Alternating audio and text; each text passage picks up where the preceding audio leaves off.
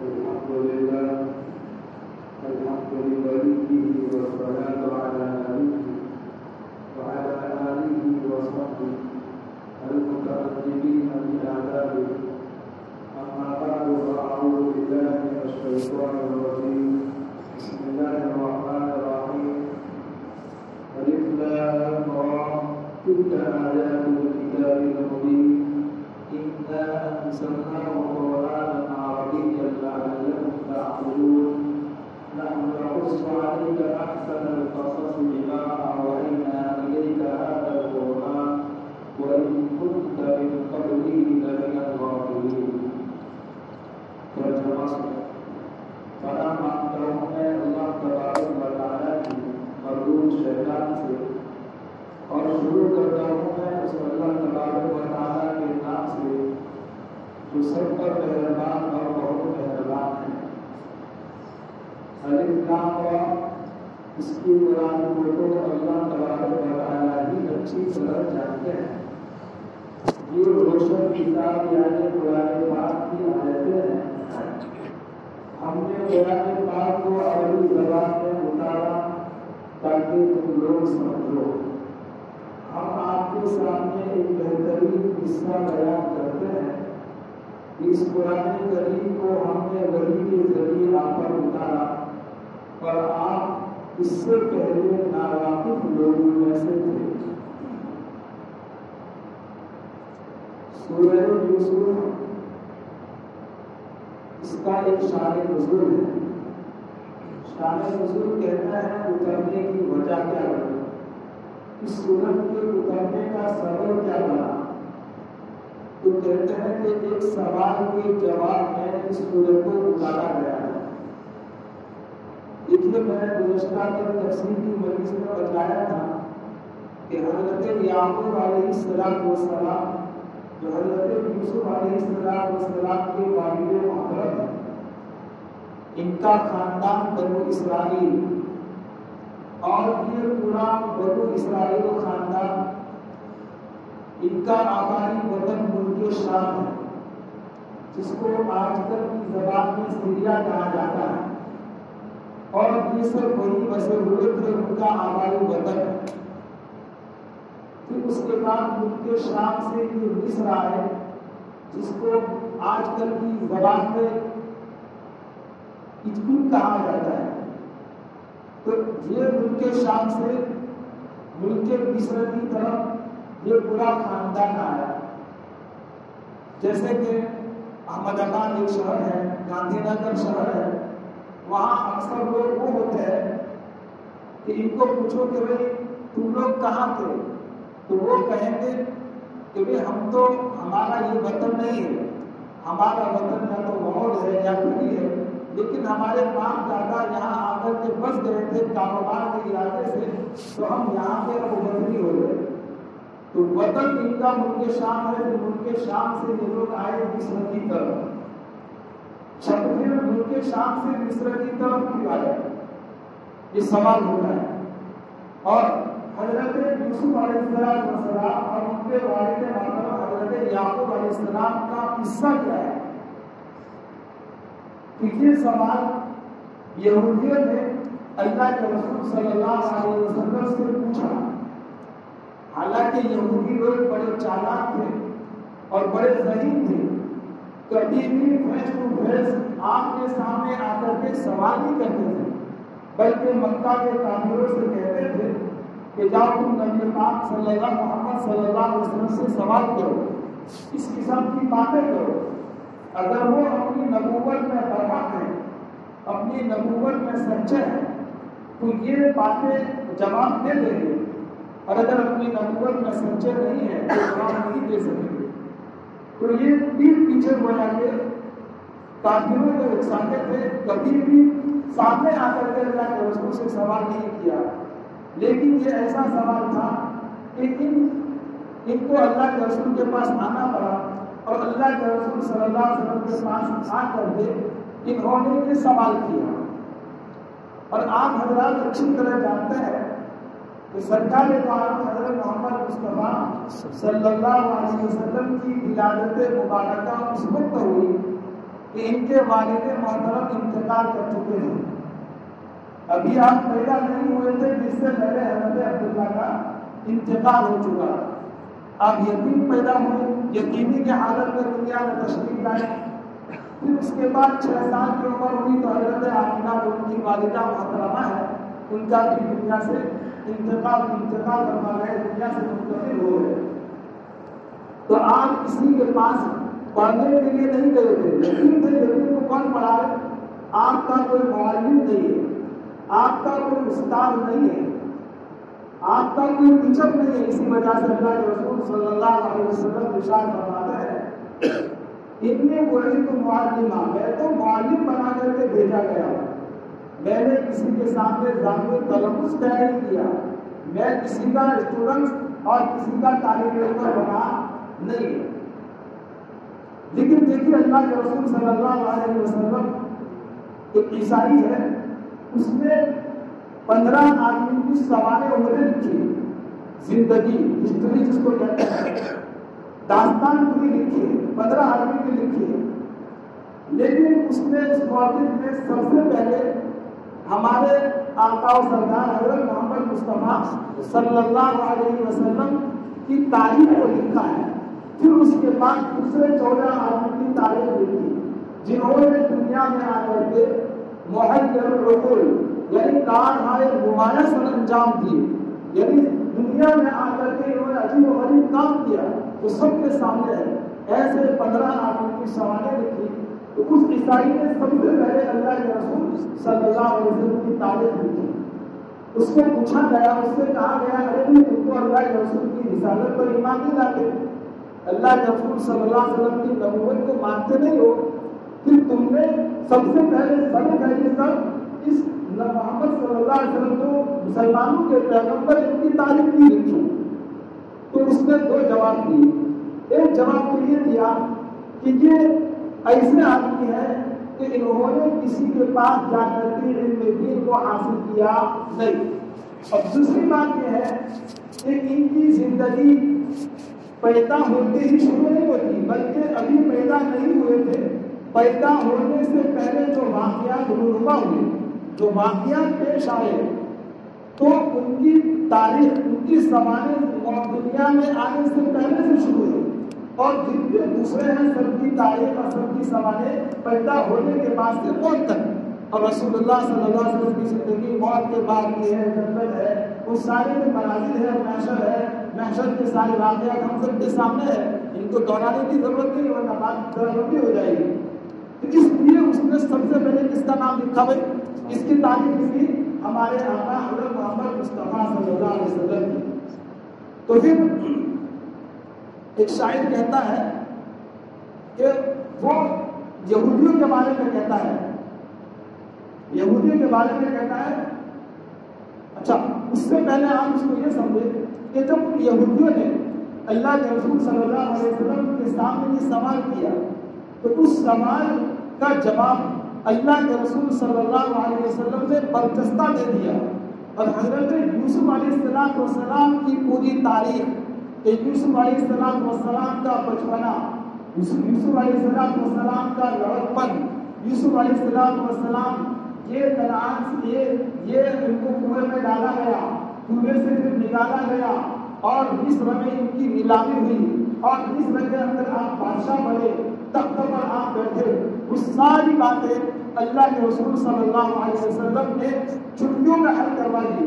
کیونکہ اللہ کے رسول صلی اللہ علیہ وسلم کا جو سینہ مبارک ہے، دل مبارک ہے، اللہ تبارک و تعالیٰ نے آپ کے قلب کے اندر زبردست ایک نور کا خزانہ رکھ دیا تھا. اور پھر اللہ تبارک و تعالیٰ کی طرف سے براہ راست باتیں آتی تھی، پھر آپ اپنی زبان مبارک سے دہراتے تھے، جس کو اللہ تعالیٰ فرماتے ہیں وَمَا يَنْطِقُ عَنِ الْهَوَىٰ إِنْ هُوَ إِلَّا وَحْيٌ يُوحَىٰ. کہ یہ اپنے نفس کے اللہ کے رسول اپنی نفسانی خواہش سے نہیں بولتے، اپنی طرف سے نہیں بولتے، بلکہ وحی کے ذریعے بولتے ہیں. اللہ تبارک و تعالیٰ کی طرف سے ان کو وحی آتی ہے اور پھر وحی کے ذریعے اللہ کے رسول صلی اللہ علیہ وسلم ساری باتیں بتاتے ہیں. اور جب آپ نے حضرت یوسف علیہ السلام کا پورا قصہ تفصیلاً ان کے سامنے جب بیان کر دیا تو یہودی یہودی تنگ آ گئے اور عاجز ہو گئے اور کہنے لگے عجیب کمال ہے کہ یہودیوں کی تورات میں اور نصرانیوں کی انجیل میں حضرت یوسف اور ان کے والد کا قصہ ہے، لیکن اتنا تفصیلی قصہ نہیں ہے جو تفصیلی قصہ اللہ تبارک و تعالیٰ نے قرآن مقدس میں فرما دیا۔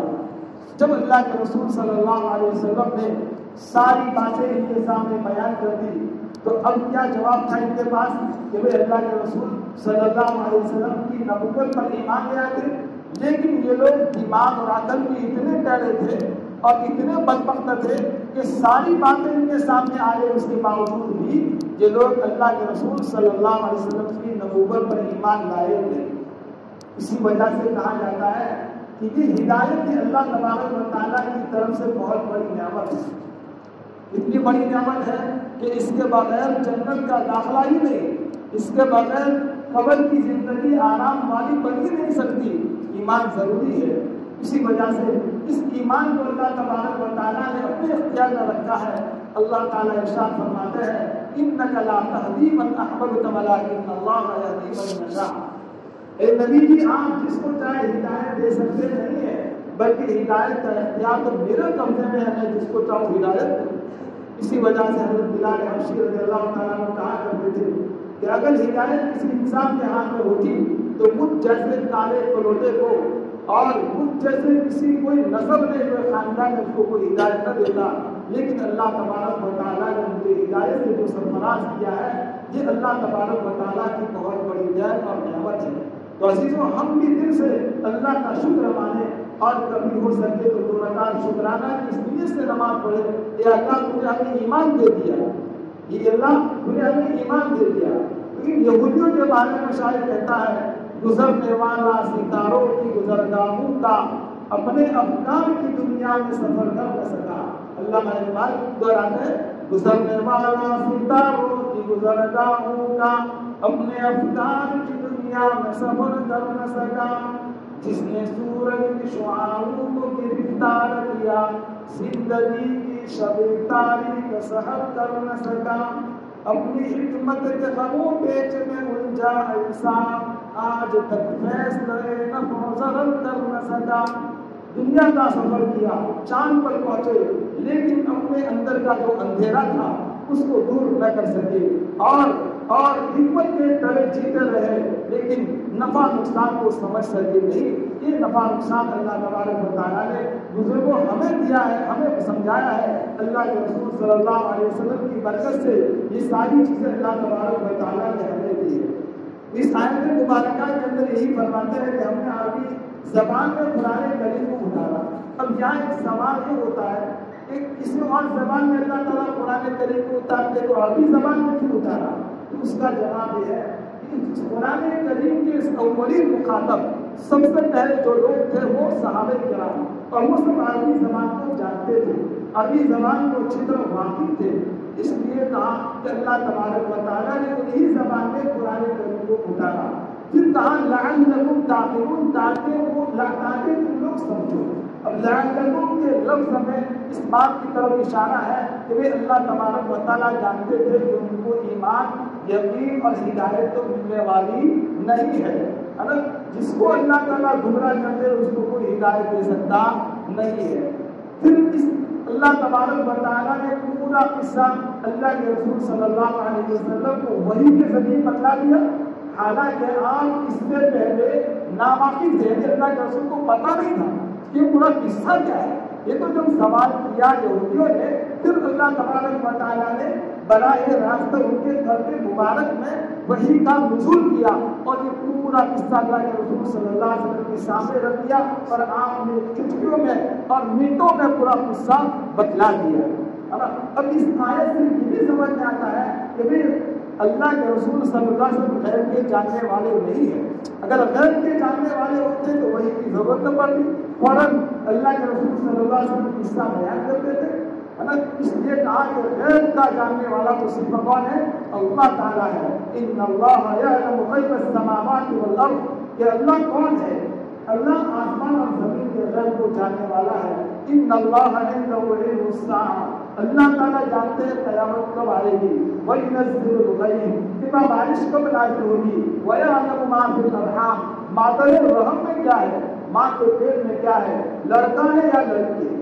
یہاں مفسرین نے بات لکھی ہے کہ آج کل مشینریاں ایسی نکلی ہے کہ جس کی وجہ سے اندازہ لگ جاتا ہے کہ لڑکا یا لڑکی، لیکن اس کے بعد یہ سب کی گئی تو پتا چلا کہ پرفیکٹ مشین بتاتی نہیں ہے۔ ہاں اگر بتا بھی دے کہ لڑکا یا لڑکی تو صحیح ہوگا یا بدبخت ہوگا، نیک وقت ہوگا کہ بدبخت ہوگا، یہ ساری مشینریاں بتا سکتی نہیں۔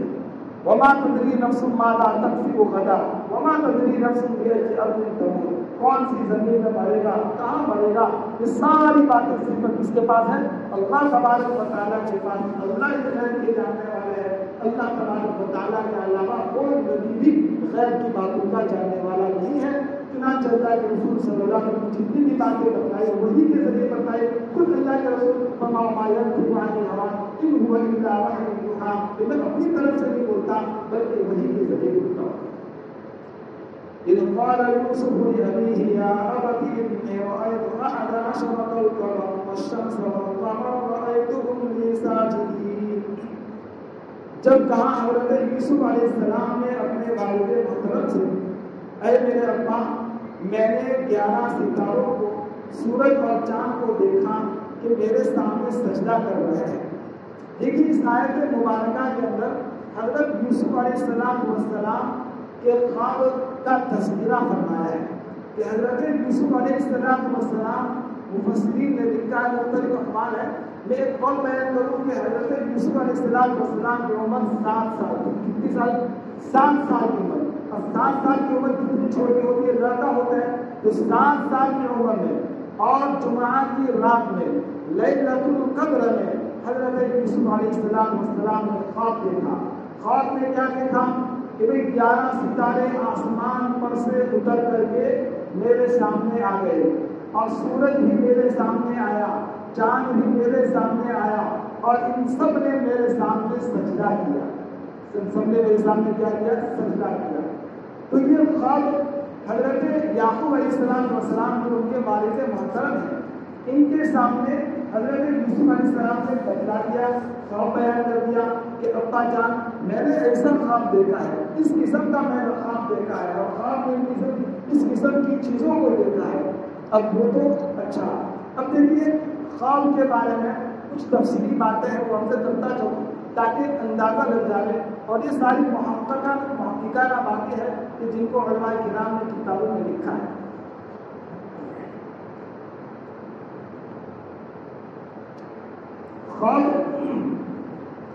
خواب کہتا ہے کہ جیسے کہ ہمارا جو نفس ہے جس کو ہم آتما کہتے ہیں، اور یہ نفس جو ہے ہم جب جاگتے ہیں بیداری کے عالم میں، یہ نفس پورے بدن پر کنٹرول کرتا ہے، یعنی پورے بدن کی نگرانی کرتا ہے کہ اب اس کو بھوک لگی ہے، اب اس کو پیاس لگی ہے، اب اس کو سونا ہے، نیند آ رہی ہے، اب یہ تھکا ہوا ہے۔ تو یہ نفس اور یہ آتما پورے بدن کا کنٹرول کرتی ہے، اور پھر جب آدمی سو جاتا ہے، چاہے دن میں سوئے یا رات میں سوئے، تو سونے کی حالت میں یہ نفس یہ خیالات کی دنیا میں چلا جاتا ہے۔ خیالات کی یہ بہت بڑی دنیا ہے، سمجھتے کہ جب نماز میں اللہ اکبر کہتے ہیں تو خیالات کی دنیا میں کیا ہو جاتے ہیں؟ گم ہو جاتے ہیں۔ ایک چٹکلا لکھا ہے کتابوں میں کہ ایک مرتبہ امام صاحب نے عشاء کی 3 رکعتیں پڑھائی، اور پھر اس کے بعد کو ذرا شک ہوا تو امام صاحب نے کہا کہ کتنی رکعتیں؟ 4 رکعتیں ہوئی، 3 رکعتیں ہوئی؟ تو سب نے کہا کہ ابھی 4 ہی ہوئی۔ اخیر میں چچا نے انہوں نے کہا کہ 3 رکعتیں ہوئی۔ سب کہہ رہے ہیں کہ 4 ہوئی، سب کیا کہہ رہے ہیں کہ 4 ہی ہوئی، اور بڑے میاں چچا کیا کہہ رہے ہیں کہ 3 رکعتیں ہوئی۔ ان سے دلیل پوچھی گئی کہ تم نے کس بات پر کہا کہ 3 رکعتیں ہوئی؟ کہا کہ دیکھو میری 4 دکانیں ہیں، تو 4 دکانوں کا حساب عشاء کی 4 رکعت میں کر لیتا تھا، ایک دکان کا حساب ہوا، میں اس وجہ سے میں کہہ رہا ہوں کہ 3 رکعتیں ہوئی، 4 رکعتیں ہوئی۔ تو ہماری نمازوں کا یہ حال ہے۔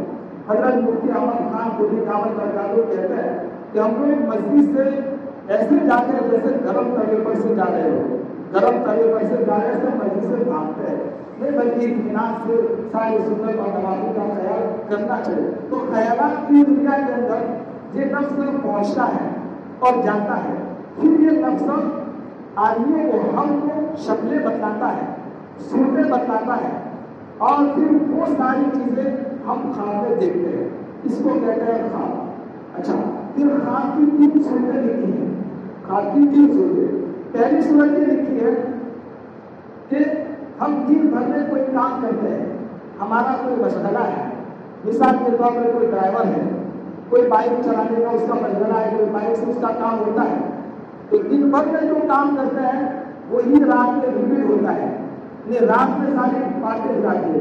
तो रात में जो ड्राइवर होता है वो रात में भी गाड़ी चलाता रहता है, अगर दिन भर उसका मशगला है तो दिन में जो करता है वही सारी बातें वो लोग रात में ख्वाब में नजर आती है। तो ये हुई ख्वाब की एक सूरत। अच्छा, एक चुटकुला ये भी लिखा है कि 4 दोस्त थे, इनको बहुत भूख लगी, वो खाने के मुतमन्नी थे कि कहीं से खाना आ गया, तो कोई होटल वगैरह थी कि वे खाना खा सके, तो किसी ने सबने कहा कि दुआ करो अल्लाह ताला की तरफ से कुछ खाना आ जाए। इतना कहना था कि एक आदमी खाना लेकर के आया, अब वो खाना इतना था कि एक ही आदमी खा सकता है, 4 साथी 4 दोस्त खा सकते थे। तो सबने मशवरा किया कि अब क्या करेंगे, खाना तो इतना ही एक ही साथ खा सकता है, सब नहीं खा सकते। तो जो चालाक दोस्त था उसने कहा कि अच्छा हम काम करते हैं कि क्या कि सब सो जाओ और जो अच्छा काम देखेगा वो खाना खाएगा। तो सब ने अपने अपने बिस्तरों पर जाकर के सो गए, अपने अपने कमरों में जाकर जगह पर सो गए। तो उसके बाद जिसने कहा था उसने सबको बेदान किया, क्या काम देगा, तो तुझे पहला कहने लगा यार मैं क्या बताऊँ, तो मैं तो पहले आसमान पर था। अच्छा क्या कर रहे थे, वहाँ सैर कर रहा था। तो दूसरे से पूछा गया कि तू क्या कर रहा था, जब मैं तो 4थे आसमान पर था और वहाँ पर तुमने सैर कर रहा था। तो तीसरे से पूछा गया कि तू कहाँ था, यार मैं तो 7वें आसमान पर था और वहाँ का अल्लाह का नजारा कर रहा था, तब अक्ष वगैरह देख रहा था। अच्छा, तो दोस्त का पहला वो खामोश बोल नहीं रहा था। उसने कहा तुझे तो ख्वाब बयान कर, तू क्यों खामोश खड़ा है, बता कि मुझे डर लगता है। तो क्यों, अरे यार क्या बताऊँ कि रात को जब सोया तो जन्नात मेरे सामने आ गया, जिन्नात मेरे सामने तलवार लेकर के खड़ा हो गया। उसने कहा कि वो खाता ही नहीं वाला तेरी गर्दन मारूंगा, तेरी गर्दन उड़ा दूंगा, जल्दी खा। तो मैंने डर के मारे खाना खा लिया।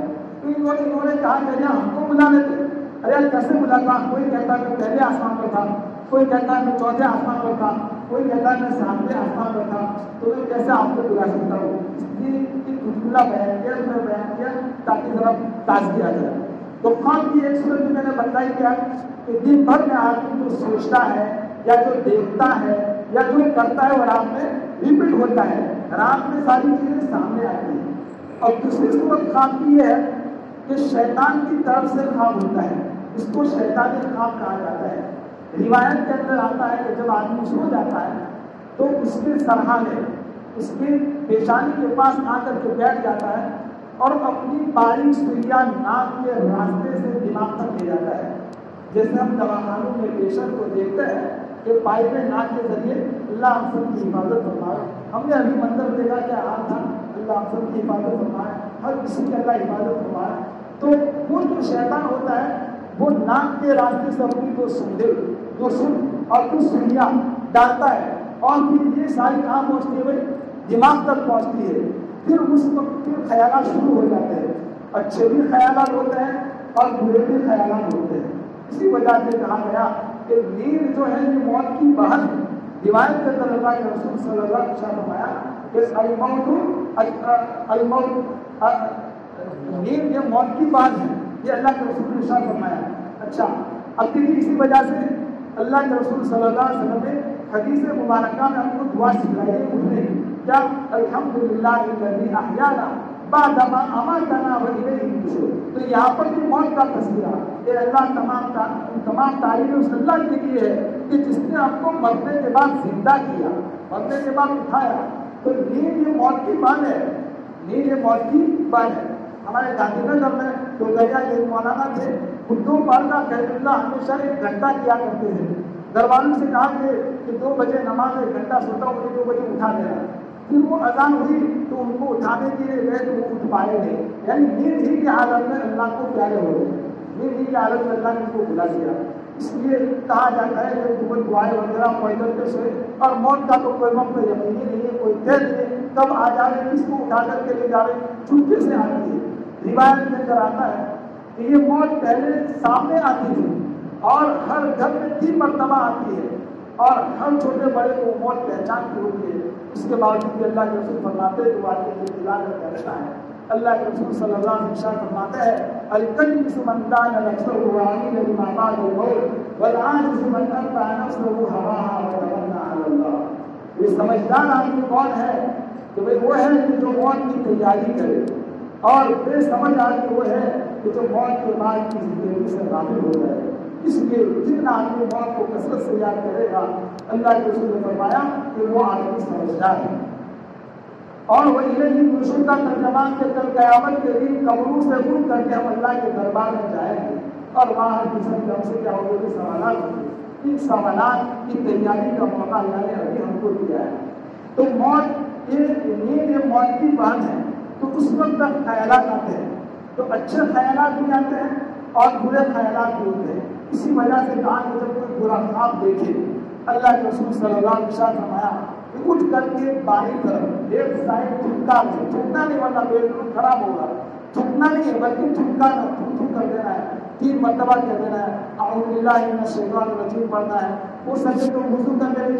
اسی لیے اللہ کے رسول صلی اللہ علیہ وسلم نے مسنون اذکار کو بتایا ہے، اسی لیے کہ اگر مسنون اذکار کریں گے تو کسی قسم کا کوئی برا خواب، کسی قسم کی کوئی پریشانی اور کسی قسم کا کوئی ٹینشن ہوگا ہی نہیں۔ اسی وجہ سے کہا گیا کہ 4 کو کم سے کم پڑھ لو، آیت الکرسی پڑھ لو، اپنے پورے بدن پر پھیر لو، تو انشاءاللہ برے خواب سے اللہ اس کی کیا کرے گا، حفاظت کرے گا۔ تو 2 خواب ہوئے، پہلا خواب دن میں جو کرتے ہیں وہ رات کو ریپیٹ ہوتا ہے، اور دوسرا شیطان کی طرف سے، اور تیسری صورت اور تیسری قسم یہ ہے کہ بھئی یہ خواب واضح اللہ کی طرف سے خواب ہوتے ہیں، اور جو اللہ تعالیٰ کی طرف سے خواب ہوتے ہیں کہا گیا کہ یہ بہت بڑی اللہ تبارک و تعالیٰ کی طرف سے نعمت ہے، اور اس پر اللہ تعالیٰ کا شکر ادا کرنا چاہیے کہ بھئی اس میں کہ بھئی بہت ساری باتیں وجود میں آتی ہیں اور کام ہمارے آسان ہو جاتا ہے اور ذہن پورا ہلکا ہو جاتا ہے۔ اسی وجہ سے روایت میں اللہ کے رسول صلی اللہ علیہ وسلم نے ارشاد فرمایا کہ اچھا خواب دیکھنے والا یہ اللہ تبارک و تعالیٰ سے باتیں کر رہا ہوتا ہے۔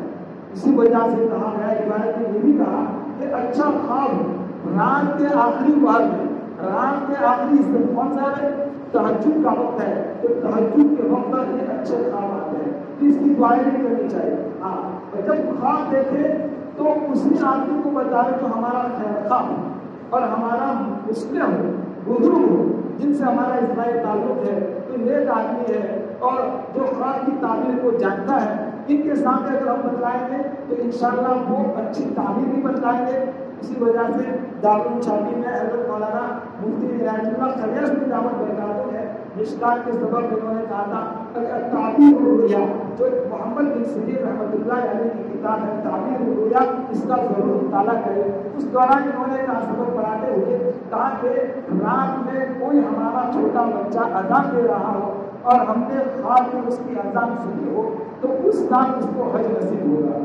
تو حضرت نے کہا کہ واقعتاً میرے ساتھ ایسا ہی معاملہ بنا کہ میرے چھوٹے بیٹے نے خواب میں اذان، میں نے خواب دیکھا، خیر اس نے اذان نہیں دی لیکن خواب دیکھا کہ میرا چھوٹا بیٹا اذان دے رہا ہے اور میں اذان سن رہا ہوں، تو اس کی یہ تعبیر لکھی ہے، کہا کہ اس کو کیا نصیب ہوگا؟ حج نصیب ہوگا۔ تو کہا گیا کہ اچھا خواب ہو تو اچھے خواب کی تعبیر کسی اللہ والے کو بتلا لے، اہل خیر کو نہ پوچھے، ہے نا، کسی اور کو نہ پوچھے۔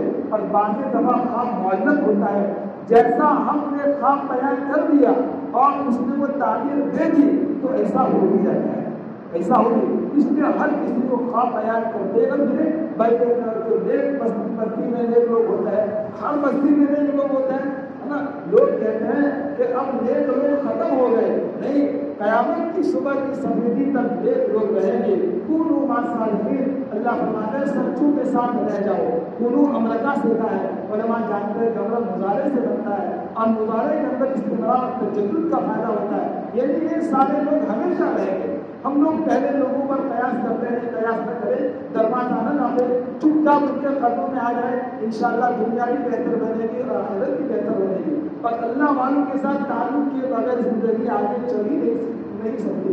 حضرت مولانا احمد شاہ کشمیری رحمۃ اللہ علیہ جو دارالدیوبند کے استاد حدیث رہے اپنے زمانے میں، جن کو چلتا پھرتا کتب خانہ کہا جاتا تھا، وہ کہا کرتے کہ تم لاکھ بخاری ختم کر دو لیکن تم نے اپنے آپ کو کسی اللہ والے کے حوالے نہیں کیا تو تم کو اللہ کا تعلق ملے گا نہیں۔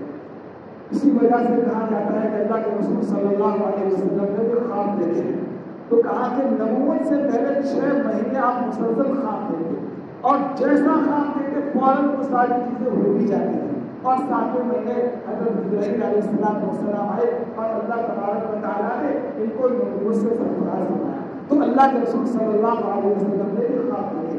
اچھا، خواب دیکھنا اور اس کا جاننا یہ بھی ضروری ہے، اور جس کے پاس اس کی سمجھ ہے سمجھو کہ وہ آدمی کامیاب ہے۔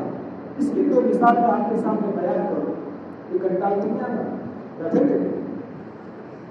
کا دہلی کے بہت بڑے عالم ہیں حضرت مولانا شاہ عبد العزیز محافظ دہلی رحمۃ اللہ علیہ، ان کے پاس ایک آدمی آیا اور آ کر کے کہنے لگا کہ حضرت میں نے خواب دیکھا ہے۔ پوچھا کیا خواب دیکھا ہے؟ کہا کہ میں نے خواب میں دیکھا کہ اللہ کے رسول صلی اللہ علیہ وسلم پہ دوسرے کو پڑھتا نہیں صلی اللہ علیہ وسلم کہ بھائی میں نے خواب میں ان کو دیکھا کہ میرے گھر میں تشریف لا رہے ہیں اور آپ نے جو جھبا پہنا ہے جو لباس پہنا ہے وہ بادشاہوں والا لباس پہنا ہے۔ پہلے زمانے کے جو بادشاہ خاص قسم کا لباس پہنا کرتے تھے وہ لباس پہنے ہوئے میرے گھر میں اللہ کے رسول صلی اللہ علیہ وسلم۔ جیسے اس نے خواب بیان کیا، حضرت نے کہا کہ خواب کی تعبیر کو میں بعد میں بتاؤں گا، ابھی تو دوڑتا اپنے گھر پر جا اور گھر باہر رہ کر کے تو گھر والوں کو باہر نکال، بچوں کو باہر نکال۔ عزیزوں، یہ بزرگوں کا بڑا معتقد تھا، ہمارے جیسا تو تھا نہیں، الحمدللہ مولوی والے تو بزرگوں کے بڑے معتقد ہیں ماشاءاللہ، بڑے چاہتے تبھی تو جا کر کے ان بزرگوں کو آپ نے بنا دی اور ایک خانقاہی نظام آپ نے قائم فرمایا۔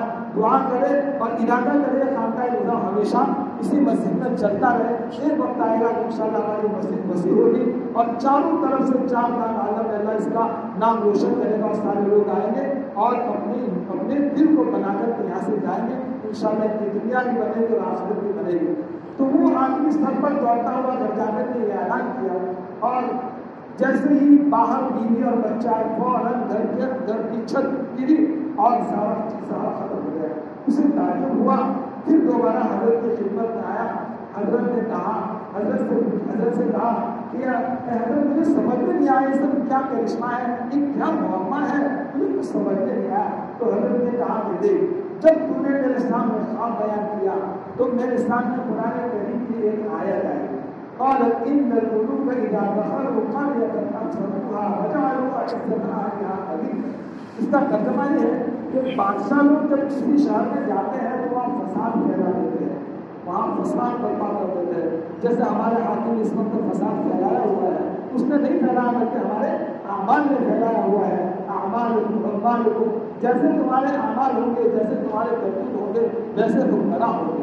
خیر، تو یہ آیت ہے۔ اچھا، اس آیت کے تحت بیان القرآن میں حضرت مولانا اشرف علی تھانوی رحمۃ اللہ علیہ نے ایک تفصیل بیان کری، وہ بھی بیان کرنا چاہوں کہ دیکھو جس آدمی کے دل میں اللہ آ گئے تو جتنی بھی روحانی بیماریاں ہیں نا، حسد ہے، بغض ہے، کینہ ہے، مال کی محبت ہے، مرتبے کی محبت ہے، نفسانی شہوانی شیطانی خواہشات ہے، کسی کے مال کو ہڑپ کرنا ہے نا، کسی کے مرتبے کو دیکھ کر کے چلنا ہے، کسی کے مال کو، گاڑیوں کو، مکانوں کو دیکھ کر کے حسد کرنا ہے، تو کہا کہ جب اللہ دل کے اندر آ جائیں گے تو اس قسم کی ساری علائے بلائے کیا ہو جائے گی، ختم ہو جائے گی اور اس آدمی کو اللہ کا تعلق ملے گا۔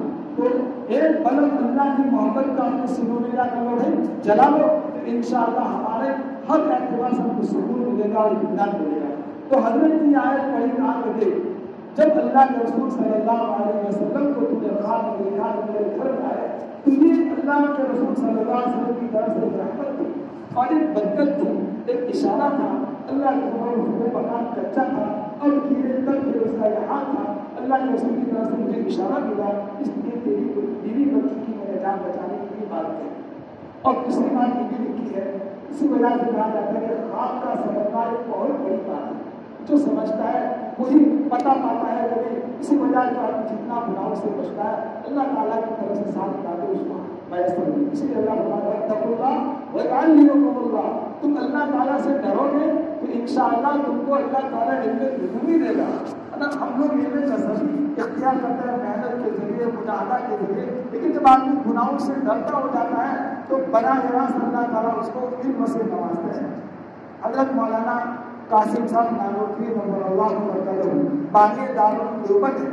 کسی نے کہا کہ حضرت آپ ایک حاجی صاحب سے قید ہو گئے، کسی بڑے عالم سے قید ہوتے، کسی بہت بڑے علامہ سے قید ہوتے، کسی شیخ الحدیث سے آپ قید ہوتے، ایک حاجی صاحب سے قید ہو گئے، کیا چیز دیکھی؟ تو مولانا قاسم صاحب نانوتوی رحمۃ اللہ علیہ نے ارشاد فرمایا کہ بھائی میں تو ان کے علم سے متاثر ہوا اس لیے میں قید ہو گیا. اس کو تو اور تعلیم ہوا، یہ تو اپنی سن تک پڑے ہوئے تھے ہے نا، پورے عالم نہیں تھے، فضیلت کے سارے ہونے کیے نہیں تھے، تو یہ کیسے کہا کہ میں ان کے علم سے متاثر ہوا؟ تو اس نے پوچھ بھی لیا کہ آخر وہ تو عالم تھے، پورے عالم نہیں تھے، کیسے تم نے کہا؟ کہ انہوں نے کہا کہ دیکھو ہمارا جو علم ہوتا ہے وہ نتیجہ نکالتے ہیں، صغرا صغرا مل کر کے نکالتے ہیں. یعنی ہم اپنے ذات کو کوئی فقہ کا مسئلہ ہوتا ہے تو فقہ کی طرف ہمارا ذہن جاتا ہے، حدیث کا مسئلہ ہوتا ہے تو پورا دماغ حدیث کی طرف جاتا ہے. لیکن حاجی صاحب کو اللہ تعالیٰ نے ایسا علم دیا ہے کہ ان کو کسی صغرا کی اور کبرا کی کسی کی ضرورت ہی نہیں ہے. وہ اللہ تعالیٰ کی طرف سے علم آتا ہے اور ہم کو بتا دیتا ہے، اس لیے میں ان سے کیا ہو گیا ہے بیت ہو گیا ہے. اسی وجہ سے کہا جاتا ہے کہ اللہ علیہ وسلم تعلق جو دور بیٹھا وہ تو دعائیں دیتا ہے، میں ڈوبتا ہوں سمجھ میں اچھال ملتا ہے. ایک ساتھی سے کہا کہ آپ کی بیت ہو جائے تعلق جو ہے کہا کہ ابھی نہیں آتا. کیوں؟ کبھی معاملات نہیں ہوتے بھائی، اس لیے جب معاملات تو معاملات کی فکر نہ کرے، انشاءاللہ ہوں گے. اس کے بعد بزرگوں کی دعائیں ملتی رہیں گی. ایک وقت آئے گا کہ ہم دوڑ پڑیں گے اور اپنے جو پیغامات ہے اس پر نظر ہو جائے گی، اپنے عیبوں پر کم سے کم کیا ہو جاتی ہے، نظر ہو جاتی ہے. تو دوسرا واقعہ یہ ہے کہ ایک آدمی آیا، اس نے خواب بیان کیا اور خواب میں اپنی بیوی کو دیکھا. تو خواب میں اپنی بیوی کو دیکھا تو گناہ نہیں ہے. تو خواب میں اپنی بیوی کو اور یہ خواب دیکھا کہ ڈوٹی سے لے کر کے گھٹنوں تک اس جگہ میں تو بچھو اس کی بات پر خود رہے. تو یہ خواب حضرت کے سامنے بیان کیا.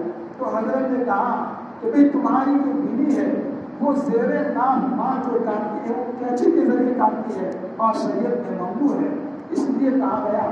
تو اس نے اپنی بیوی سے جا کر کے پوچھا کہ ہاں واقعہ میں کینچی سے کاٹتے ہو؟ تو کہا کہ شریعت کے خلاف ہے کینچی کے ذریعے.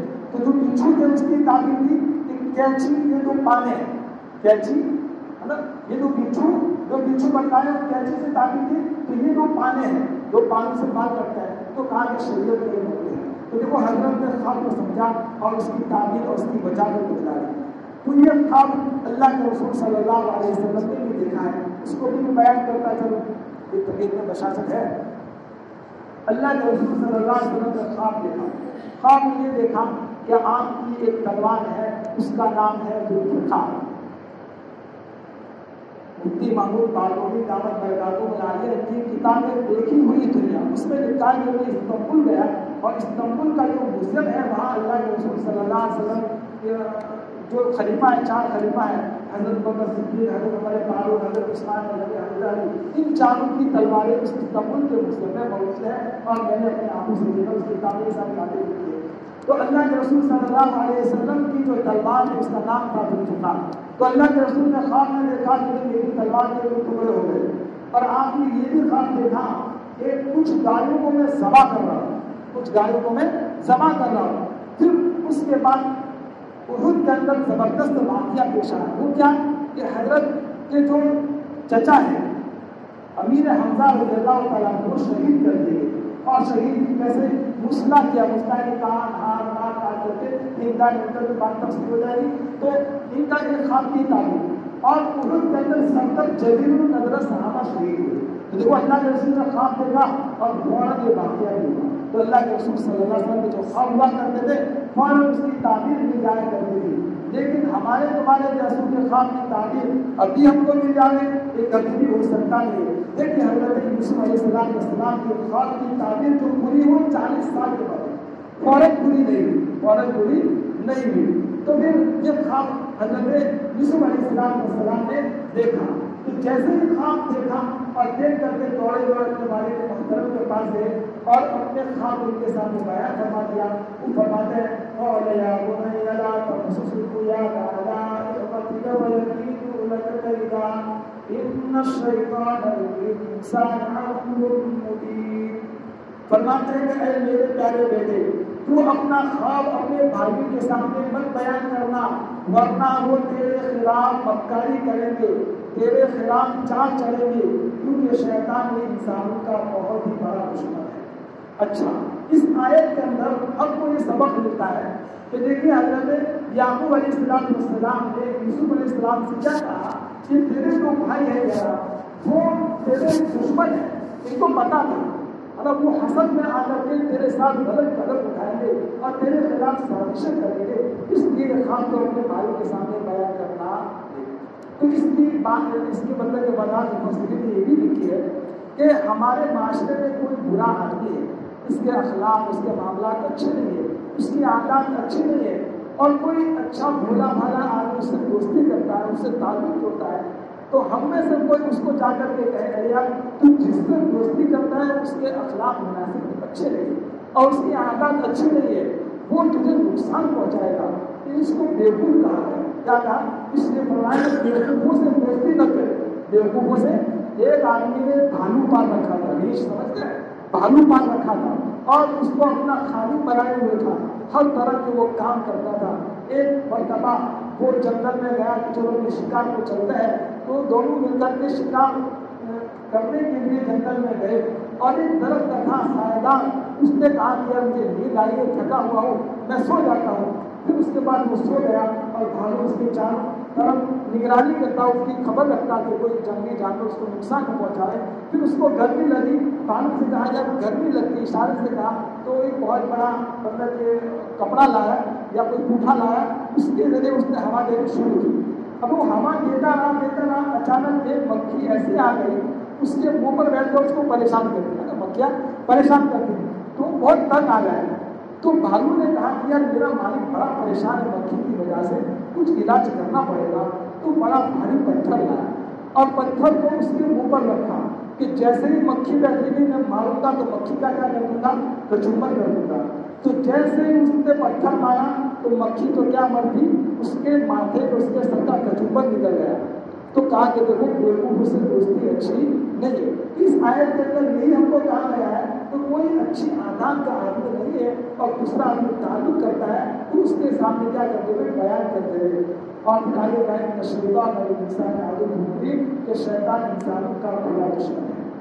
اور آگے باتیں ہیں, تفصیلی باتیں ہیں, انشاءاللہ وقت پر آپ کے سامنے آتی رہے گی. وہ یہ ہے کہ اللہ تبارک و تعالیٰ نے حضرت یوسف علیہ السلام کو بے شمار نعمتوں سے نوازا, نبوت سے سرفراز کیا, مال و دولت سے بھی نوازا, اور خاک کی تعمیر کا بیان کرنا یہ ملکہ خاص طور پر اللہ تعالیٰ نے ان کو دیا تھا. پھر اس کے بعد ان کو جو بھائی ہے وہ بھائی ان کے ساتھ کیسے دشمنی کا برتاؤ کرتے ہیں, اتنا ناروا سلوک کرتے ہیں, اتنا نقصان پہنچانے کے ڈرتے رہتے ہیں. لیکن یاد رہے کہ اگر اللہ تعالیٰ نقصان نہیں پہنچا سکتے تو کوئی ماں تعالیٰ ہم کو نقصان پہنچا سکتا. یہ سارے نقصان پر کھلے ہوئے تھے. اس نقصان کے ماحول میں اور پورے ماحول میں اللہ تبارک و تعالیٰ نے ان کی حفاظت کیسے کی, کیوں کی, اس لیے کہ وہ نیک آدمی بن گئے تھے. اللہ تعالیٰ قرآن کریم میں فرماتے ہیں وَهُوَ يَتَوَلَّى الصَّالِحِينَ, اللہ نیک لوگوں کا سرپرست ہے, ذمہ دار ہے. ہم نیک بن جائیں گے تو ہماری سرپرستی کون کرے گا بھائی؟ کوئی مالدار نہیں کرے گا, کوئی پیسے والا نہیں کرے گا, کوئی حاکم نہیں کرے گا, بلکہ اللہ تعالیٰ براہ راست کرے گا. ایک واقعہ بیان کر کے اپنی بات کو مکمل کروں. وہ یہ ہے کہ ایک بڑھیا تھی, اس کا اللہ تبارک و تعالیٰ سے بڑا گہرا تعلق تھا اور اللہ سے بڑا عشق اور محبت تھی. ایک مرتبہ بادشاہ کے لوگ اس کے پاس آئے, کہنے لگے کہ یہاں تم نے جو کھڑیاں لگائی ہے اپنی, اس کو ذرا ہٹا دو, بادشاہ کا محل وسیع ہونے والا ہے, ذرا بڑا بننے والا ہے, اس لیے تم اس کو خالی کر کے کسی اور جگہ چلے جاؤ. بادشاہ سلامت تم کو کچھ پیسے بھی دیں گے, سامان بھی دیں گے, تمہارا اچھا گھر بھی بنا دیں گے. تو اس بڑھیا نے کہا کہ میرا تو یہاں دل لگ گیا ہے, یہاں سے میں کہیں جانے والی, میں تو یہیں رہوں گی. اچانک یہ کسی تعلق کسی ملنے والے کے یہاں چلی گئی, ایک مہینہ غائب رہی. تو اس کی سپاہیوں نے سمجھا کہ شاید بڑھیا کا انتقال ہو گیا ہے, اس لیے یہاں پہ نظر آتا نہیں, میرے سے سب حیران ہو رہا ہے. پھر اس کے بعد کہا کہ اس کو ہٹا کر کے بادشاہ کا محل بہت بڑا بنا دیا. پھر اس کے بعد کچھ مہینوں کے بعد وہ بڑھیا آئی اور بڑھیا نے دیکھا, لوگوں سے پوچھا ارے میرا یہاں مکان تھا, میری یہاں بڑھیا نے, وہ کہاں گئی؟ تو کہا کہ بادشاہ سلامت میں توڑ کر اپنا محل بنا لیا. اس وقت میں ایک بڑی بات گئی, کیا کہ اللہ میں تو نہیں تھی لیکن تو تھا.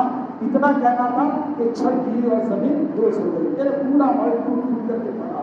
جس کا کوئی نہیں اس کا کام ہوتا ہے اللہ تعالیٰ ہوتا ہے. اللہ تبارک و تعالیٰ ہم سب کو نیک بنائے. اللہ تبارک و تعالیٰ ہم سب کی مکمل اصلاح فرمائے. بانی تبدیل حضرت مولانا الیاس صاحب رحمۃ اللہ علیہ کے مرکز میں لکھا ہے کہ درس قرآن کے بعد جو بھی آدمی دعائیں کرتا ہے وہ قبول ہوتی ہے. تو میں بولتا ہوں اب آمین کہتے ہیں. اللہ تعالیٰ ہماری دنیا بھی بہتر بنائے, اللہ تعالیٰ ہماری آخرت بھی بہتر بنائے, اللہ تبارک و تعالیٰ ہمیں مخلص بنائے, اللہ تعالیٰ ہم سب سے خوب دن کا کام لے, اللہ تعالیٰ ہمارے ملک میں آسانی سے فرمائے اور سکون اللہ تعالیٰ ہمیں نصیب فرمائے. ظالم حاکموں کو اللہ ہدایت دے, اگر نہیں ہے تو ان کو اس کو نابود کر دے, موہن اور چار دیوار بیماریوں ان کو مبتلا کر دے. اللہ تعالیٰ ہر مسلمان کی حفاظت فرمائے اور جتنے بھی جیلوں میں قید ہے ان سب کی باعث رہائی کے فیصلے فرمائے. خصوصاً حضرت مولانا کریم صاحب صدیق